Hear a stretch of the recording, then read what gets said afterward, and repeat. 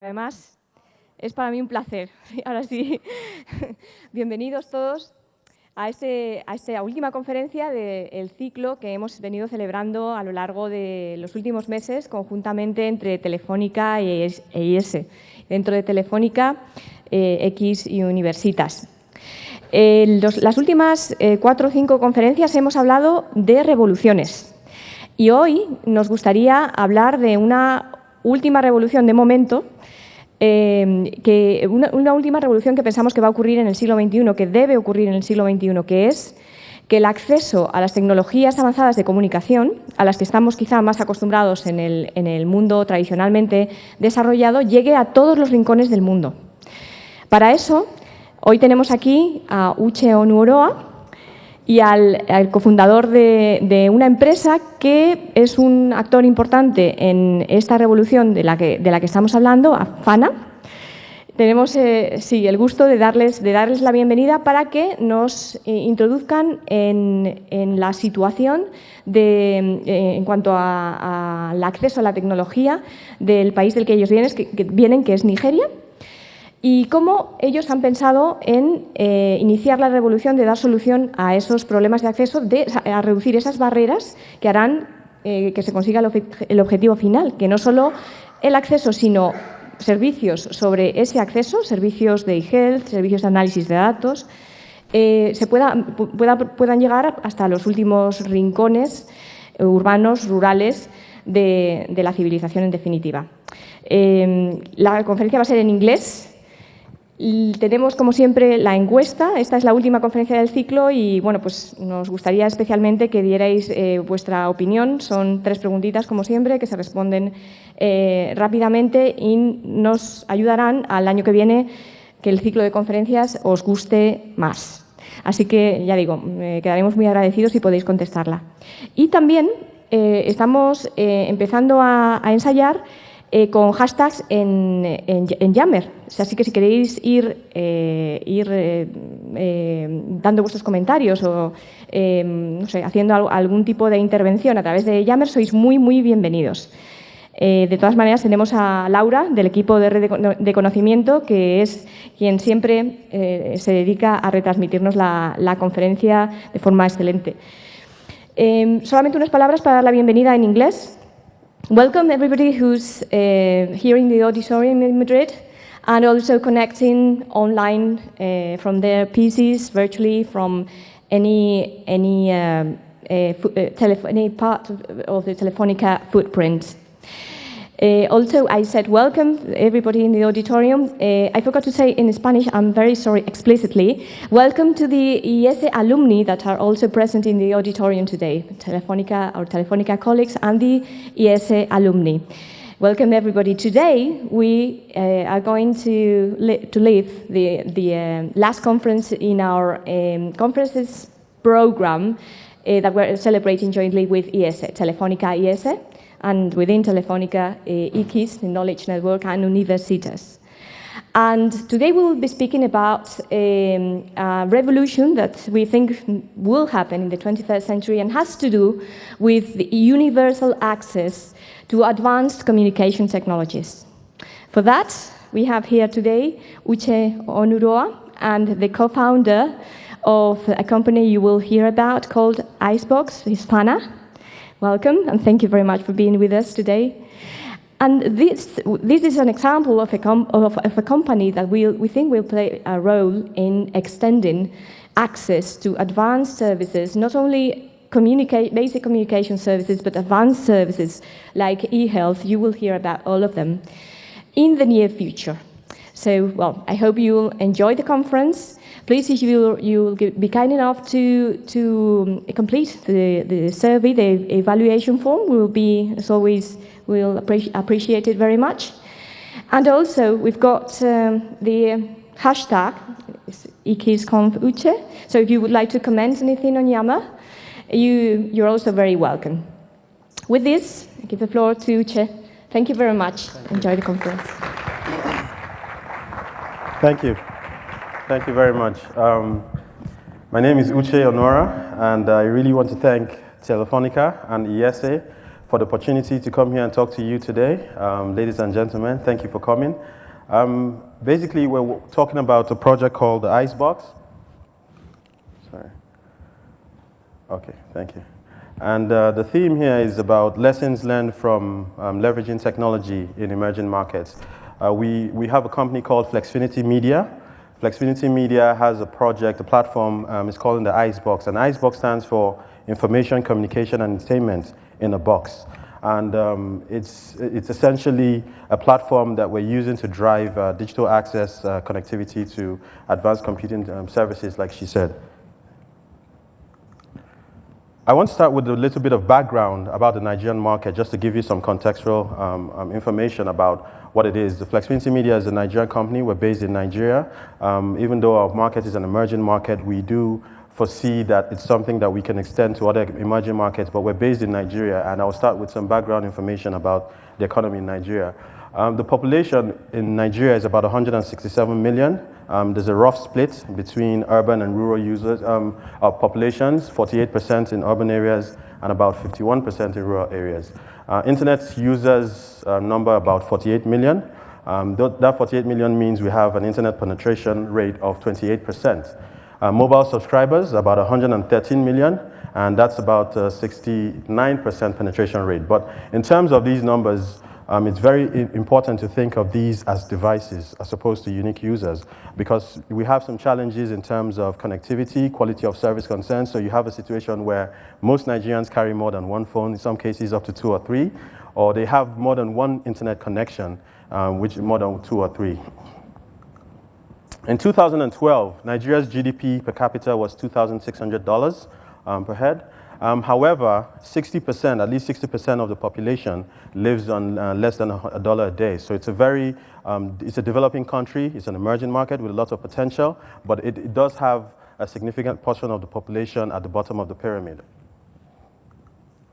Between December 2011 and June 2012, just to give you a context of how fast the market is growing, Nigeria added about 3.3 million internet users. You can look at that as devices, like I said before, but it just gives you an idea of how fast it's growing from where it used to be. Students represent about 45% of the market. There's a huge student population. Nigeria's demographic right now has about 40% or so of its population less than the age of 25.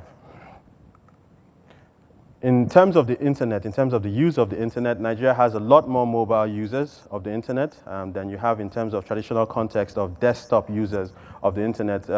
By a 2 to 1 ratio, mobile users outnumber desktop users. Now, 84% of urban dwellers have access to a mobile phone, while only about 58% in rural areas have access to mobile phones. About 15% of Nigerians online, this is now the population online, about 15% of them have bought something online. So in the general context of what you think about e-commerce and access to services and products online, only about 15% of the Nigerian online population has ever bought something online. In 2011, notwithstanding that, online shopping grew by about 25%, and the value is somewhere in the range of $400 million. Now, the ICEBox is basically leveraging hot technology in innovative ways to be able to create access to a platform. It's essentially a retail data center that's positioned at the last mile in communities and neighborhoods around the country, and it's trying to optimize delivery and access to ICT for development. So when we say ICT for development, we mean e-agriculture, e-health, e-learning, and also driving all of this with access to entertainment content, which is always in demand. In terms of what the ICEBox use case is, it's a mesh between a physical presence and a virtual presence. So we're calling that a socially networked watering hole. In terms of the idea for the ICEBox, the idea for the ICEBox was born out of the fact that in Nigeria, in the context of what you think about formal distribution platforms for content, especially for entertainment content, for music, movies, and that kind of stuff, you didn't have that. You don't have that formal structure in Nigeria. You used to have it before, prior to the 1980s or thereabouts, but at some point, because of some government policies, most of the international labels, most of the international media houses, cinema houses, and who were responsible for a lot of the content, pulled out of of the Nigerian market. And in their place, there was still that demand for content and entertainment, but essentially what you had was informal networks springing up to be the primary distributors of content. And increasingly nationwide, this was driven by electronic traders, people who were selling electronics, videos, VCRs, and those kinds of devices in open air markets.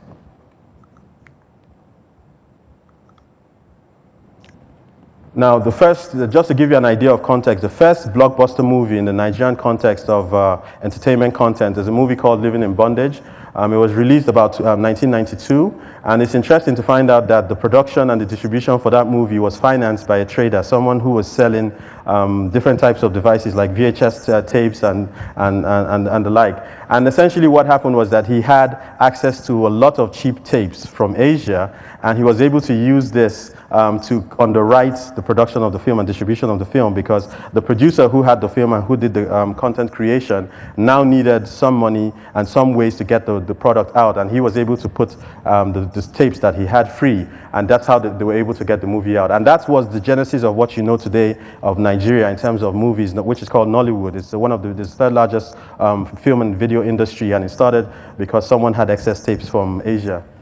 And amazingly, the interesting thing that has come out as a result of the way the industry has developed is that the creation and consumption of content is essentially digital. So from the point when a movie or music production or any kind of content is created, it's done digitally.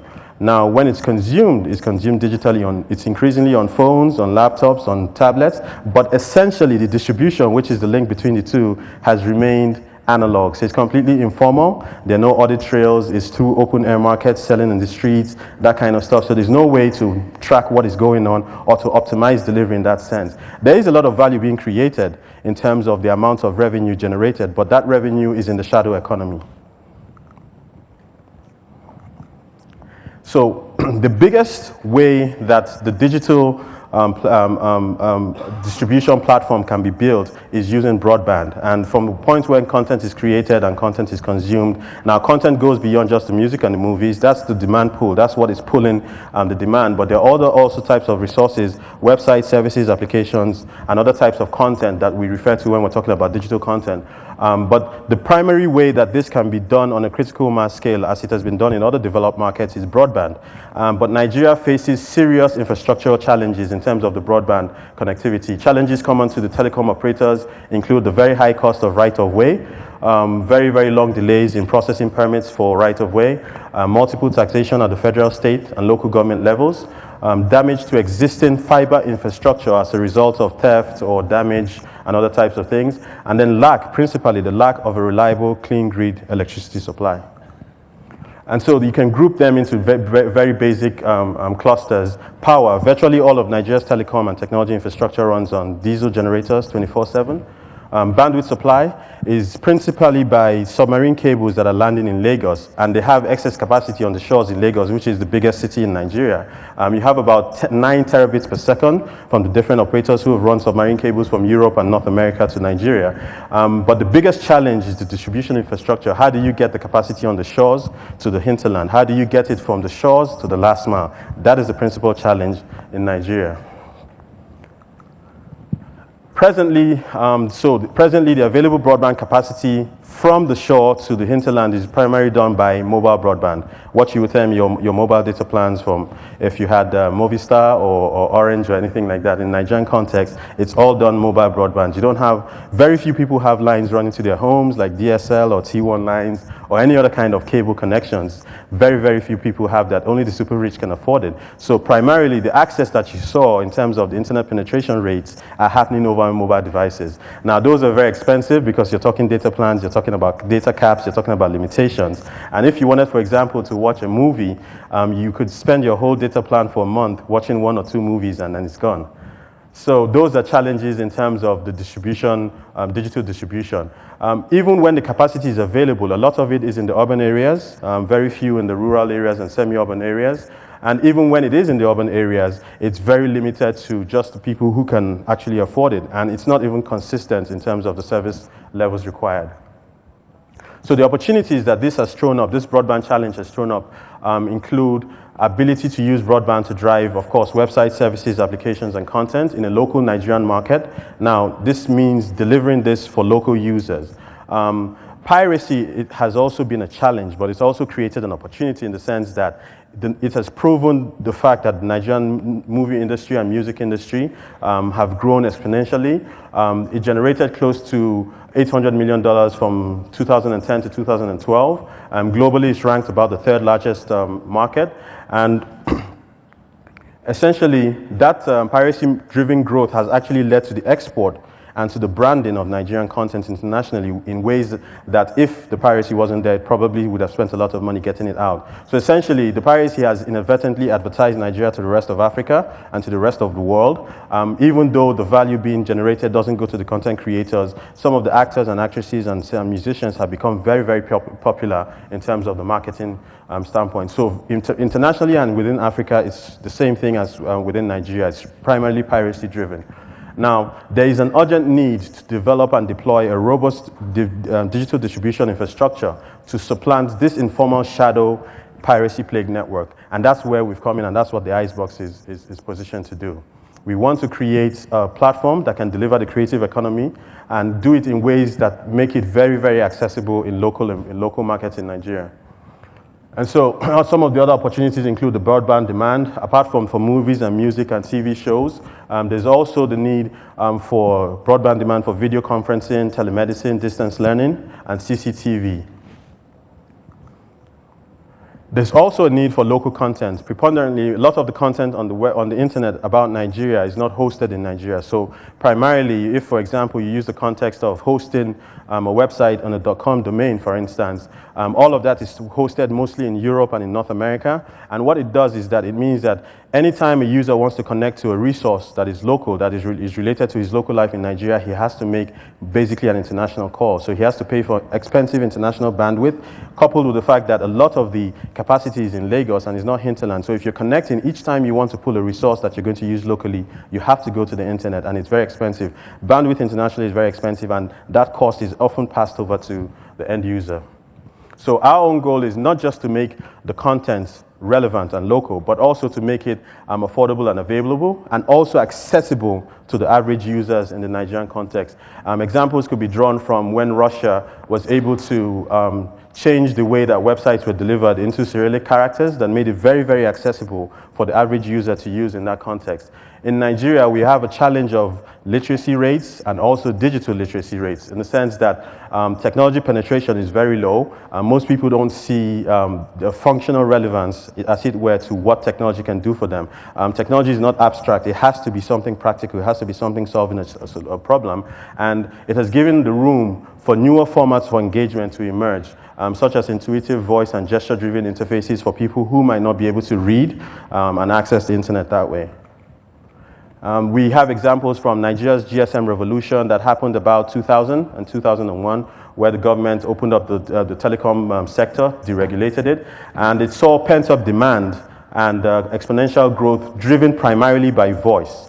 And that was the primary Apple component. Now, making phone calls and speaking on mobile phones is very accessible. It's not difficult to do.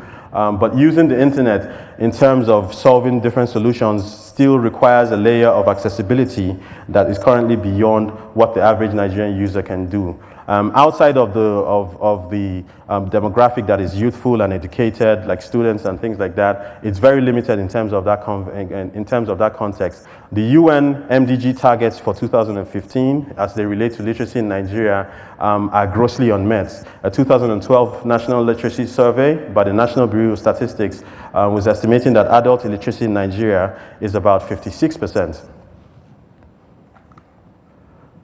So compounding the problem, apart from the relative low level of locally derived websites, services, and applications, with a central focus on Nigerian lifestyle, you also have the fact that there are some businesses that are beginning to merge in technology and on the internet that represent the promise of what Nigeria can do with the internet. There's the promise of the exceptions as opposed to the representation of the norm. There are very few examples, but they're concrete examples, but there are very few examples. And now that offers the real opportunity for the deployment of infrastructure that can make it available in terms of deploying ICT resources that can provide services like e-agriculture, e-learning, and e-health by also using that same infrastructure to solve the distribution challenge for entertainment content. So our vision is to become the leading provider of access to an ICT for development platform, delivering diverse services and products in e-agriculture, e-learning for education institutions and for students, e-health, especially for healthcare, particularly in underserved and unserved regions in rural areas around Nigeria, and then also entertainment-driven distribution, storage, and access infrastructure for urban, semi-urban, and rural users. We primarily want to start at the bottom of the pyramid. Our goal is to be reducing barriers to availability, to accessibility and affordability, to make it available for a critical mass of users to be able to connect. And we're leveraging some emerging disruptive technologies to help us achieve that from the context of making it very sustainable to do it. And so, in a nutshell, we want to deploy a local cloud infrastructure in Nigeria on a budget. And that's what the ICEBox essentially is trying to do. And this is a schematic of what the ICEBox Cloud is. You have different types of users. You can be a residential user, you can be an office user, you can also be someone who's mobile or not. And the whole idea essentially is to connect to the ICEBox Cloud to get access to the resources and services that we have available.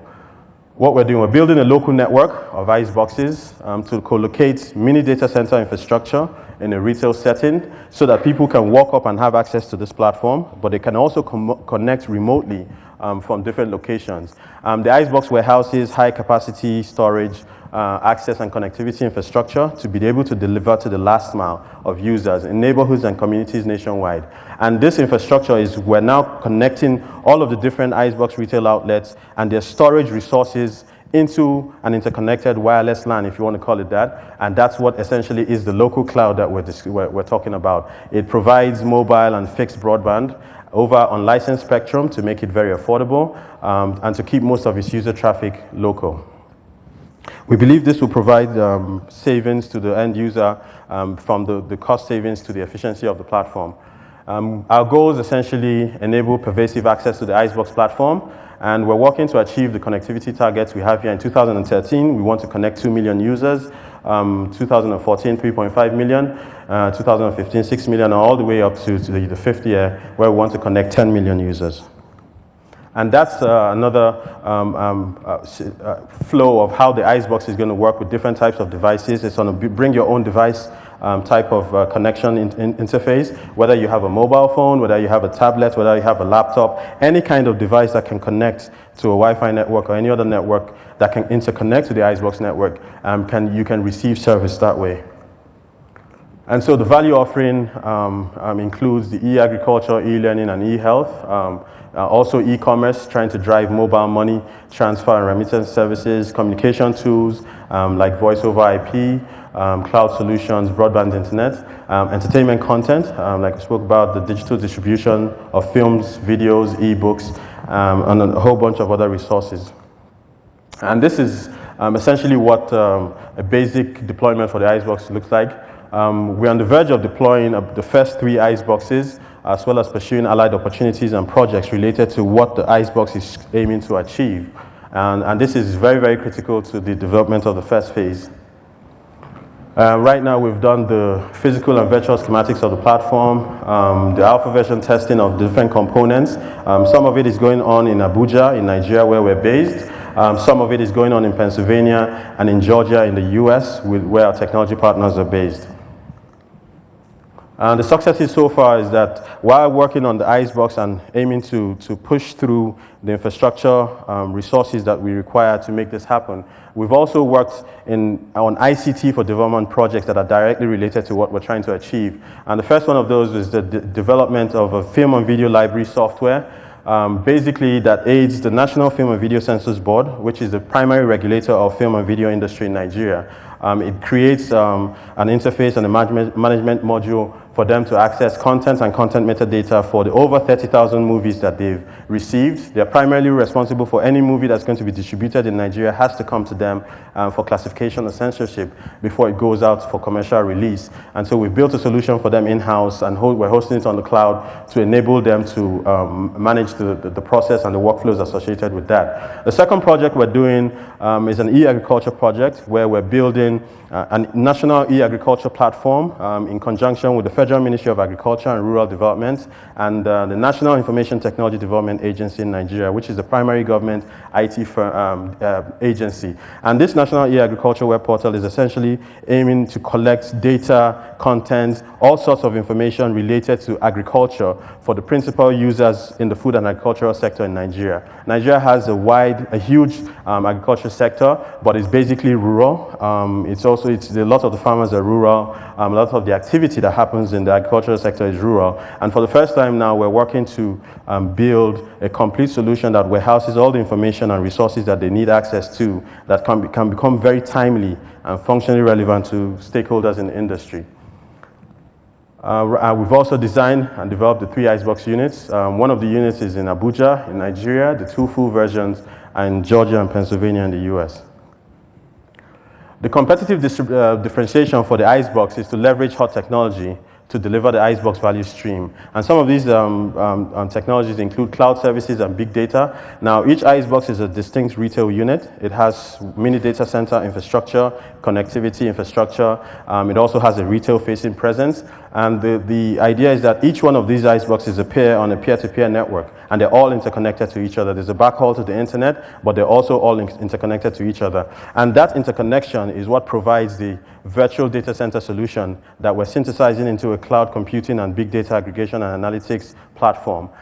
This is also going to help with data collection, aggregation, warehousing of the analyzed and processed data, and then also providing virtual points of presence and physical public access points for people, users who can connect either physically or virtually to the ICEBox platform.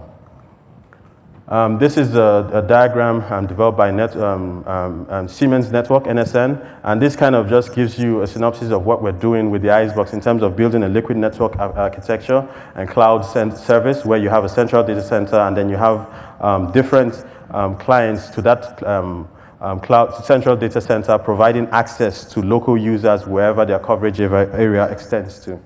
And everything is interconnected.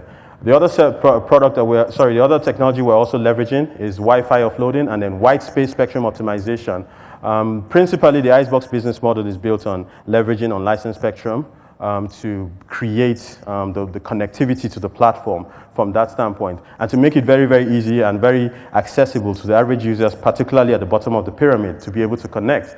We're deploying Wi-Fi radios that support frequency hopping, wide area hot zones, POPs around the ICEBox, at least within the 2 to 5 kilometer radius, so that anybody within that radius who has access to a device that can connect to a Wi-Fi network or any other kind of network can connect to the ICEBox. We're also using long-range Wi-Fi to extend points of presence from the primary ICEBox to other locations off-site, providing fixed locations for high-speed download and upload and streaming.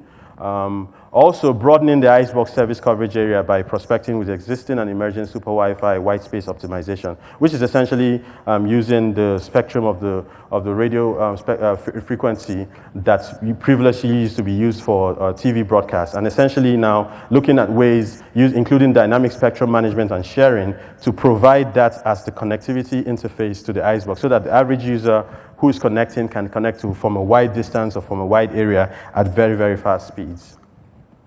That's an overview of what one of the ICEBox locations looks like. We also have looking at an open air cinema type of model to also act as something to attract people to physically to the location, as well as the off-site users. The other technology we're also using includes social networks and watering holes. That's what I talked about, the physical and the virtual. The physical is the watering hole, and the virtual is the social network, where users aggregate around interests, or aggregate around what they're interested in that the ICEBox has to deliver to them.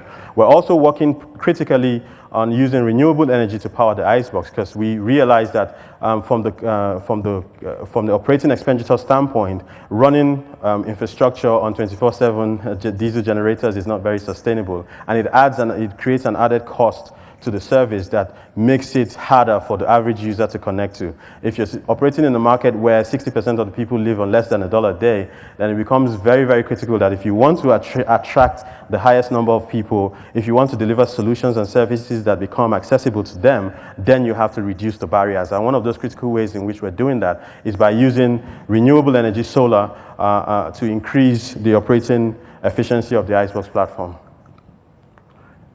The fifth technology that we're also working on is hyperlocal retail activity, which now includes things like the number of open air markets and plazas and malls in Nigeria, where a lot of the retail activity happens. We don't have a whole bunch of big malls where people go to buy stuff. You have open air markets, and that's where most of the population gets access to different types of products. And so what we're doing is a click and mortar approach to put some of these, bring these businesses online for the first time, and create online interfaces for them, and storefronts, complete with the POS, inventory management tracking, ordering system as well, and then use that to build out an e-commerce service that is able to use or leverage on existing physical stores to build cloud-supported services. Another aspect is also mobile money transactions, and also remittance and services. And that's another view of what the ICEBox deployment looks like. Okay, now, can this work? I want to give you some examples of some proximate cases. There's a company called Iroko Partners. It's a Nigerian company, but it's based in Nigeria, but principally it's in the film and video sector. It's doing movies, Nigerian movies, and creating digital access to Nigerian movies on the internet. And in 2012, its sister company, which is Iroking, which is part of the Iroko TV group, announced that they hit 1 million music downloads in less than 1 year of being in operations. Iroko TV has acquired over 5,000 films in the industry, and they've attracted about 120 million video views on its YouTube channel as at May 2013. In 2011 financial year, they generated $1.3 million in advertising revenue from a monthly record of about 6 to 8 million viewers. And the monthly average in terms of revenue generation from this business model is $108,000. In 2012, it launched a premium service where it's a subscription-based Iroko TV Plus site. It currently has 15,000 to 25,000 subscribers. But principally, and this is the critical aspect of it, 90% of Iroko TV subscribers come from the diaspora. That's Nigerians who live abroad. So it spans about 200 different countries, and they're primarily using the architecture of the internet to do that.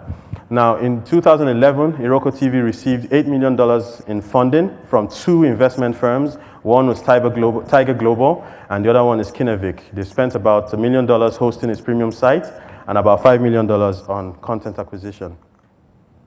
The company estimates that the Nigerian movie segment of the online distribution business has a $100 million annual revenue potential. But to achieve the $100 million goal, you have to increase monetization of your largest market, and which is easily Nigeria. And the challenges of broadband have made it very, very difficult to be able to access that, because access to broadband is a very, very exceptional service in Nigeria. It's not a critical mass service yet. Now, market entry strategies. MTN Nigeria, it's a big South African company that came into Nigeria at the time when the market was liberalized, versus Vodacom, which is also a bigger South African company that was evaluating the opportunity to come into Nigeria at the time. And this is a classic case study that highlights the benefits of looking beneath what seems to be the apparent numbers, in terms of looking beneath the surface of the conventional notions, looking for those silver linings in the shadow economies of today. Essentially, MTN Nigeria was able to use a local consulting firm that was able to discount a lot of the data that was used to evaluate Nigeria before as an emerging market at the time. And what they've discovered was that most of the formal data capturing or saying what the statistics about Nigeria were was completely off. There was a huge pent-up demand, there was a huge informal economy, and once MTN went into the market, they were actually able to become bigger than Vodacom in South Africa and everywhere. MTN is one of the biggest, if not the biggest, telecom company in Africa.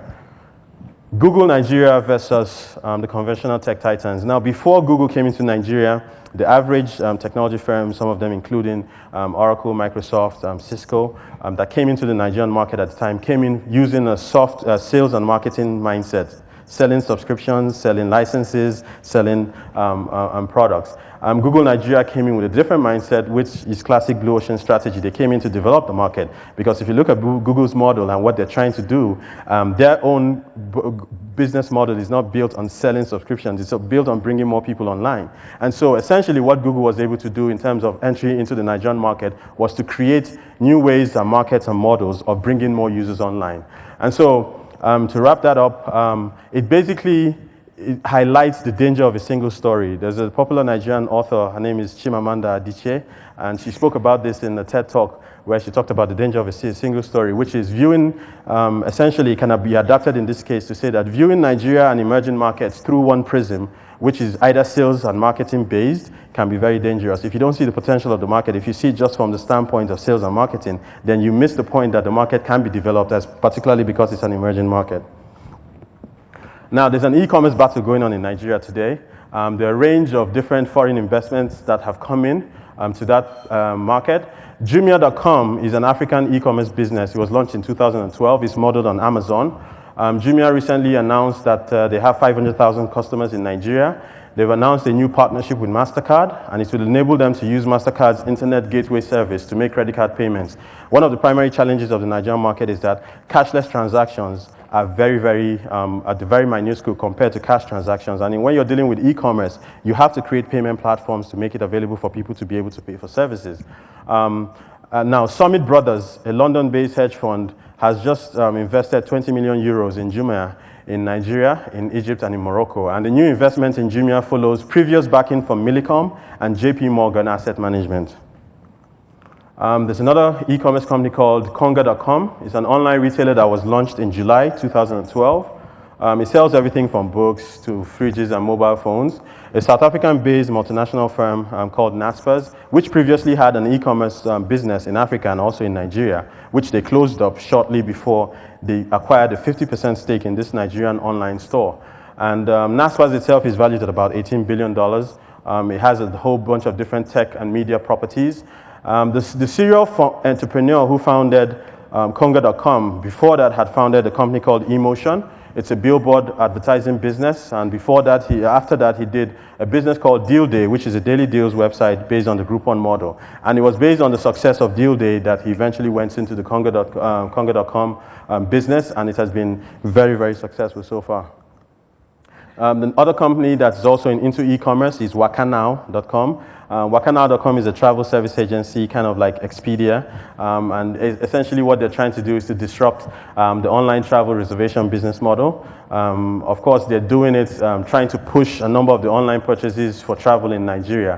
It was founded by a former US college basketball and award-winning NBA star. The company recently launched Wakanow Media Solutions, and it has about 200,000 unique users on Wakanow every month that they're providing access to. Last year, Max Niederhoff of ASU Partners are one of the major global venture firms. They have investments in Facebook, Dropbox, Groupon, and Rovio. And Max Niederhoff contacted Wakanow via Twitter publicly and said, he wanted to meet with the founding team of the company. And this happened, I think, late last year. I'm sure they're discussing about a possible investment. What is needed to win in Nigeria or in other emerging markets? Well, Google Nigeria has some experiences that have indicated the potential of the Nigerian market. There's different types of case studies, and I'll start with the first one. Is D'banj. D'banj is a Nigerian artist. He's a music songwriter artist, very popular in Africa and other parts of the Nigerian diaspora, also in Africa. He's internationally renowned. He has awards from MTV and BET. In 2011, he was doing a new video for his new song, a big song, which is called Oliver Twist. And in coming up with the promo for the new song, he wanted to do a video dance competition, and he put it up on YouTube and requested participants to record a video and to upload it to YouTube and send a link to the judges. For the promo video alone, just to view the promo video, resulted in about 658,000 views, and an overwhelming number of the entries for the video dance competition came from mobile. In 2011, a company called AfriNolly, which was the winner of a Google Android Development Challenge in the entertainment category. Essentially it became a company. They rebranded in 2012 and became for MTN, and they created an app that's supposed to provide promotion of African entertainment for movies, for music, access to celebrities, and that kind of stuff. Now, right now, they've had 2.3 million downloads using their network partnership with MTN. And the company says that Nigeria has the largest share of downloads with over 65%. Ghana, South Africa, and some other African countries follow. The USA, UK, Brazil, and India make up the rest. Mercilink is a manufacturer of baby products, like water feeding bottles and other different types of maternity products.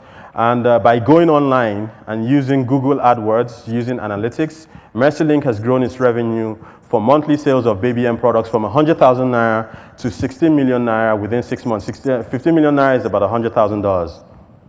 And they did all that within 6 months. Another proximate case is getting Nigerian businesses online. It's an initiative that Google Nigeria launched to try to get Nigerian businesses to come online, to build websites and to have presences online. And they've so far been able to get over 40,000 businesses to come online by providing free and fast access to an end-to-end solution for bringing your businesses online. And domain name registrations for the .com.ng domain in Nigeria have more than doubled. Now, what are our own experiences? Our own experiences have given us insights into the market, and they buttress the case for what is needed to win in terms of accessing to an emerging market like Nigeria. Our overriding objective is to lower accessibility, affordability, and availability barriers to information and communication resources driven by entertainment. The business model leverages on existing and emerging technologies that disrupt and optimize the chains. We want to deliver a powerful and converged infrastructure that ensures critical mass internet users. And we want to connect users starting from the bottom of the pyramid and up, especially in urban and semi-urban and rural areas that are very, very underserved or unserved. Evidenced by some of the reports that have come out recently about what the tech titans are doing, Google right now is going to bankroll, has announced a plan to bankroll and to build wireless networks across Africa. Google is launching internet beaming balloons as a way to access the internet, providing access to Wi-Fi. Microsoft and China's Huawei want to power 1 million new African businesses online. And also, Microsoft is pioneering the use of solar energy to power broadband access infrastructure in rural Kenya. Another thing that's needed to we've identified is an appetite for calculated risk. Now, a calculated risk is essentially based on sound research and gut feeling. And so far, the prospects for the internet and the enablers of underlying infrastructure, we believe, are the future to what the internet is in Nigeria. Emerging technologies like cloud, big data, super Wi-Fi, TV white space, renewable energy, all of these make significant cost reductions to the CapEx and the OpEx, the capital expenditures and the operating expenditures required to build this platform. Case in point, Iroko TV's co-founder sold everything that he had, raised about $150,000, and seed funded a movie streaming idea, which started out on YouTube and has now become Iroko TV. So essentially, boldness and vision have to precede disruption, but it has to be based on calculated risk. Every single dime that we've raised from our projects we've done from delivering ICT for development projects have actually been plowed back into development expenses for the ICEBox platform, perfecting the technology, the business model, and the use case. Knowledge of local markets is very, very critical. We possess a deep and unique understanding of the trends, the studies, the regulatory policies of our environment. We've adapted local global best practices to operating under very, very tough conditions. And the founders have over 50 years of practical experience in different parts of the Nigerian economy and in public and private sectors. This is the case in point refers to the fact that MTN used a company that had local operating knowledge of the market, and that was what they made the decision on to come into the Nigerian GSM market when they did. And right now, they're the leading provider of telephony services in Nigeria. The future of the internet and its enabling infrastructure is being built right now in Nigeria and other emerging markets, and we believe we're well poised to significantly contribute to that. Networks and partnerships are very critical. We've carefully built networks and partnerships with the National Information Technology Development Agency in Nigeria. We're collaborating with them and the Federal Ministry of Agriculture in building the National E-Agriculture Web Project I talked about. Right now, the Federal Ministry of Agriculture in Nigeria is pursuing what it calls an agricultural transformation agenda. By 2015, they hope to register 20 million farmers. And 20 million farmers, a lot of them live in rural areas. Right now, they've registered 10 million of those farmers, and they're working hard to get the rest into their database.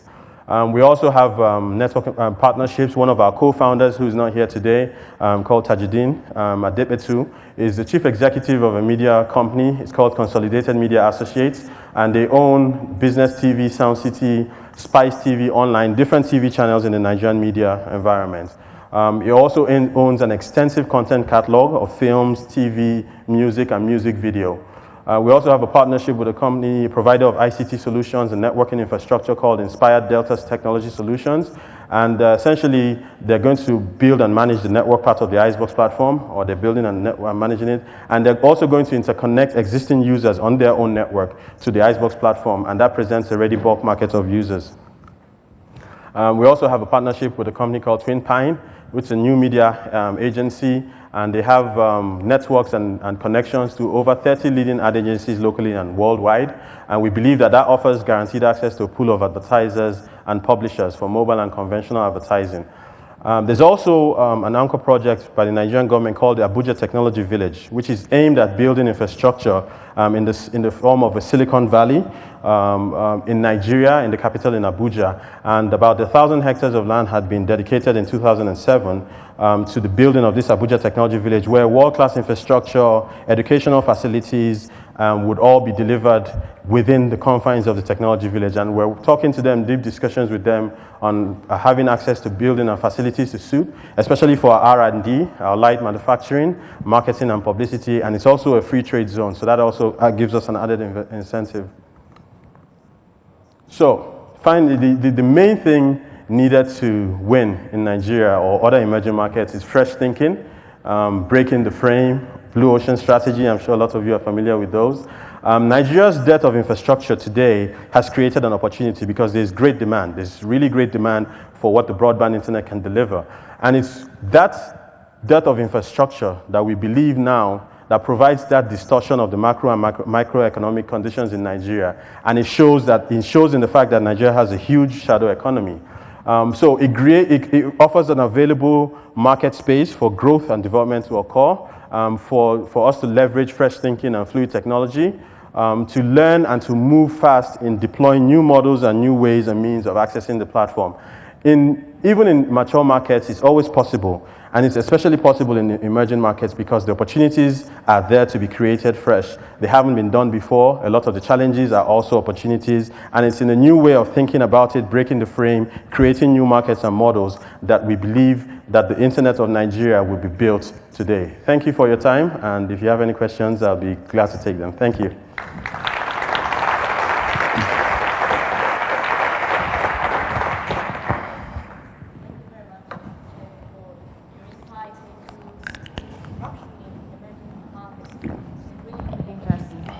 Now we've got time for questions, and then I would like to ask Gemma Esteban and Josep Valor to close this conference and to close really the conference's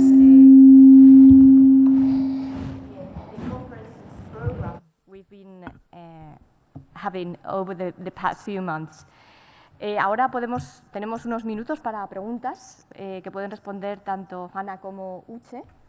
Y a continuación, pues os pediría unos minutitos más porque nos gustaría cerrar el ciclo con Gemma Esteban y Josep Valor. Gemma Esteban es directora de Red de Conocimiento en Telefónica y Josep Valor es profesor de IES, además de máximo responsable de programas ejecutivos. Con esto, ¿alguien se anima aquí en el auditorio de momento a alguna pregunta? Any questions from the floor?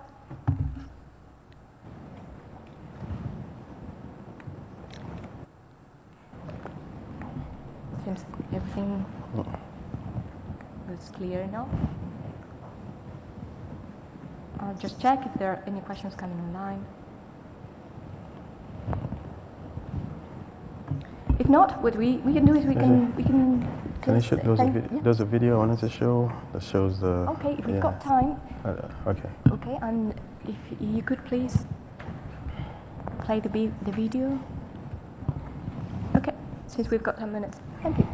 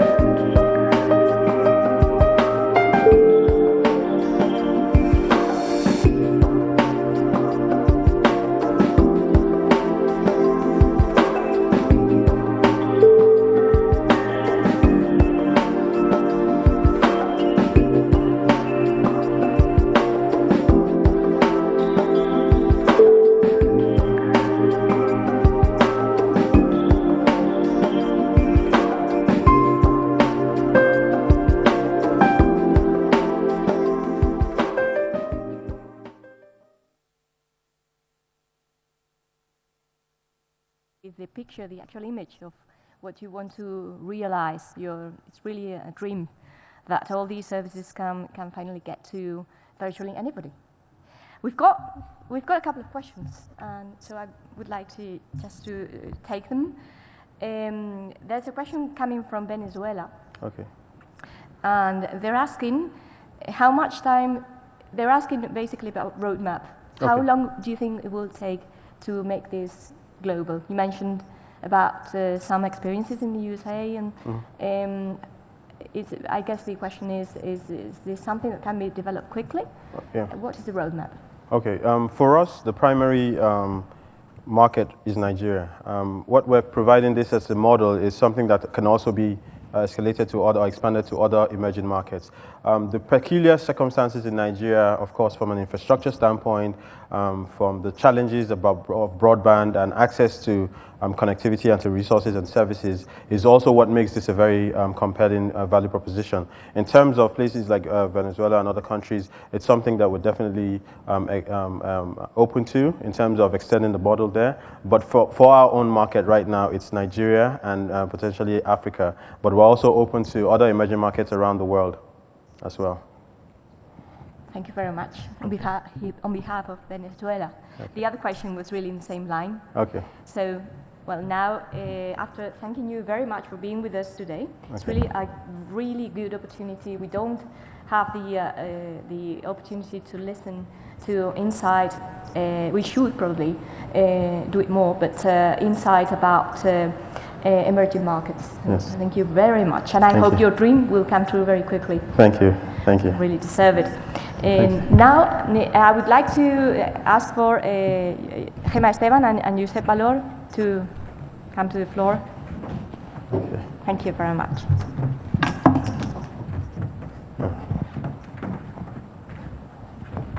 Bueno, pues, ¿se oye? ¿Sí? Bueno, pues además de dar las gracias a Uche y a Fener por haber venido, thank you very much for your kind traveling to Madrid from Nigeria to let us know all of these interesting things. Bueno, pues yo quería nada más que dar las gracias a Josep, al IES, a todos vosotros que nos habéis estado escuchando desde que hemos empezado el ciclo en octubre. Deciros que creo que ha sido, bueno, desde nuestro punto de vista, desde luego, un éxito. Tenemos hasta ahora, este año, más de 15.000 visitas de todas las conferencias que hemos ido ofreciendo. Hemos tenido, y os recomiendo a los que no hayáis podido ver todas, que las revisitéis en el portal. Hemos tenido verdaderas joyas de profesores de IES contándonos cosas sobre economía, sobre las clases, nuevas clases emergentes, un montón de cosas súper interesantes. Y bueno, pues simplemente quería cerrar aquí el ciclo y emplazaros al próximo que ya estamos preparando, que empezará en septiembre y que será pues mucho mejor que este. Y muchísimas gracias. Gracias, Josep. No, gracias a vosotros. Thank you, Uche. Thank you for coming. This is quite an internet cafe that you are building. Huh? This is like a macro internet cafe. Yes. And it's quite interesting because you are using the physical infrastructure to pull the digital. Yes. Which is the other way around. We usually see just the other way. The physical things become online. Yes. You first build the physical infrastructure and then be able to provide the e-services to the people that don't have access. Yes. And I assume you want to finance it by the entertainment and, and the cultural thing. Yes. Interesting. Well, thank you very much and best of luck in the endeavor. Thank you.